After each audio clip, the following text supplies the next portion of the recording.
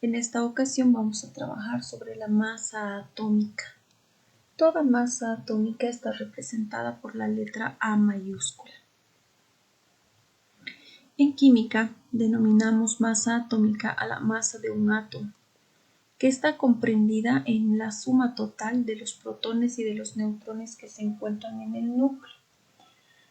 Los electrones no dan un aporte significativo en la masa atómica. Por lo tanto, se dice que los protones y los neutrones tienen una masa más notable que el electrón. Es por ello que estos componen la masa atómica en un 99,99% del elemento. Esta masa atómica es diferente al peso atómico y a la masa atómica relativa, asimismo al número atómico y al número másico o número de masa. Todas las tablas periódicas contienen una masa atómica expresada en decimales. La unidad de masa atómica es extremadamente pequeña, por ende, para medirla es necesario una unidad mucho menor que el kilogramo.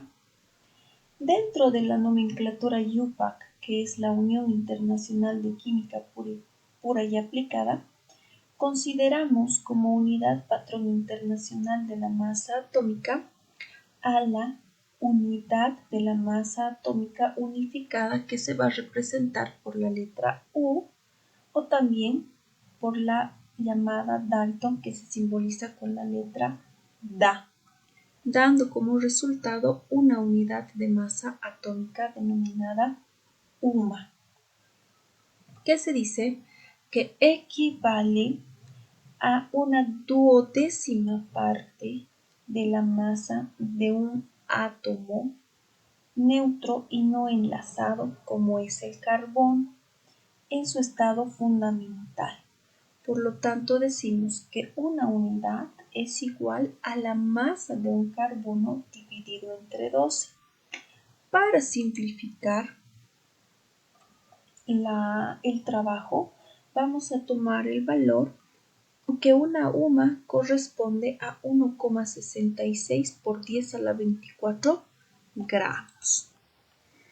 Hablando de la masa atómica absoluta representada por la letra A mayúscula y A minúscula, vamos a decir que es el peso del átomo estandarizado respecto al átomo del carbono que hemos expresado en gramos. Por lo tanto, vamos a decir que la masa atómica absoluta es expresada en gramos sobre átomos. Sabemos que la masa de cualquier átomo es extremadamente pequeña, ¿no? Por lo tanto, conviene recordar que la masa de un protón y un neutrón es mucho más pesada que la de un electrón. Esto nos deriva a lo que es la masa atómica relativa, donde es sinónimo de peso atómico. La masa atómica relativa es el cociente entre la masa de un átomo y la duodécima parte de la masa de un átomo de carbono, expresada en gramos sobre 1. Por lo tanto, vamos a tener que la masa atómica relativa es igual a la masa atómica absoluta sobre la masa de una unidad atómica, que en este caso tenemos como referencia la unidad de masa atómica del carbono. Entonces, para calcular la masa atómica relativa vamos a expresarla en UMAS sobre átomo. Asimismo, vamos a decir que la masa atómica absoluta es demasiado pequeña. Por lo tanto, es importante darle un significado a las masas atómicas relativas más que a las masas atómicas absolutas. En la tabla periódica se especifican las masas atómicas relativas, aunque nos referimos a esta masa como los pesos atómicos. Vamos a decir que el peso o la masa atómica de un elemento es igual al número de neutrones más el número de protones. Esto nos conlleva a llegar al átomo, gramo o mol. Se dice que un mol es la cantidad de sustancia de un elemento cualquiera conocida como átomo gramo. Es la masa atómica relativa de dicho elemento expresada en gramos. Entonces vamos a tener la fórmula que para el número de moles es igual a la masa relativa de la sustancia sobre el peso o masa atómica. Debemos entender que cuando hablamos del átomo, gramo o mol, vamos a trabajar con la constante de Avogadro, en donde se necesita una constante definida, que en un principio se considera el 6,022 por 10 a la 23 mol elevado a la menos 1, que para simplificar vamos a acortar la cifra. Y por último, para trabajar en los ejercicios, vamos a trabajar con el 6,022 por 10 a la 23, conociendo este valor como la constante de Avogadro. Entonces, en la siguiente tabla vamos a ver que un mol de cualquier sustancia equivale a su peso atómico y este equivale al número de Avogadro, independientemente de que la masa atómica va a ser diferente.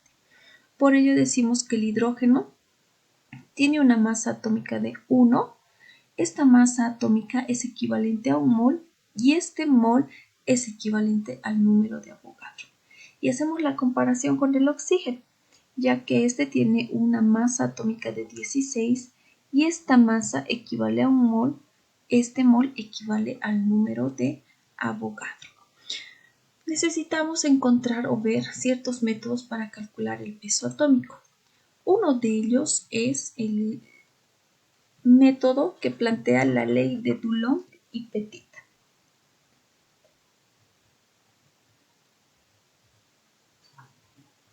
En esta vamos a encontrar que el peso atómico de ciertos elementos es igual a 6,03 calorías sobre grados centígrados por átomo gramo sobre el calor específico. ¿Sí? Dulong y Petit resuelven el problema de poder encontrar el peso atómico de algunos elementos que son sólidos. Para esto necesitamos el calor específico de un elemento sólido y el peso por su peso atómico, que va a ser prácticamente igual a 6,3. Esto significa que son necesarias 6,3 calorías para elevar la temperatura de un átomo gramo de cualquier elemento sólido. Por tanto, una vez medido el calor específico de un elemento, va a ser posible obtener su peso atómico aproximado aplicando esta ley. Vamos con el siguiente método.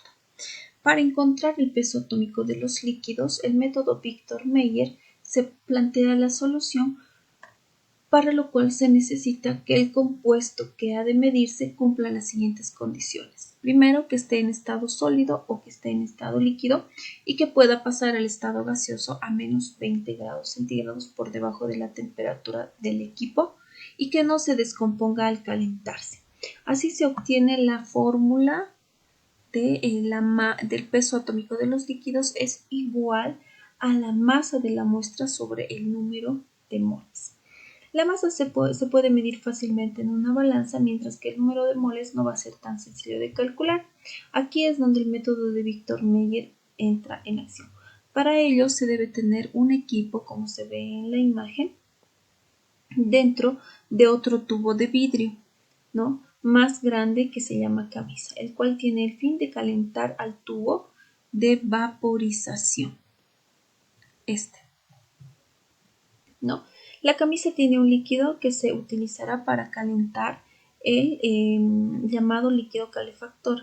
Generalmente es agua y que está calentando por un mechero, por lo cual el agua dentro de la camisa va a empezar a ebullir.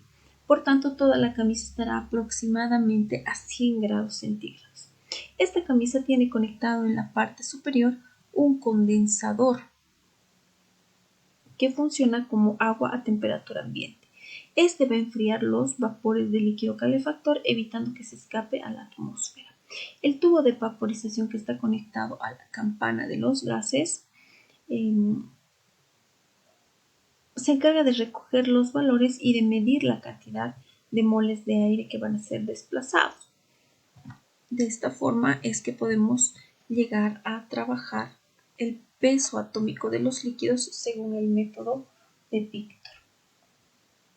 Para lo cual vamos a utilizar la siguiente fórmula, que es el número de moles es igual a la presión por el volumen sobre la constante por la temperatura. Recordar que esta temperatura tiene que estar en unidades de grados Kelvin, ¿no?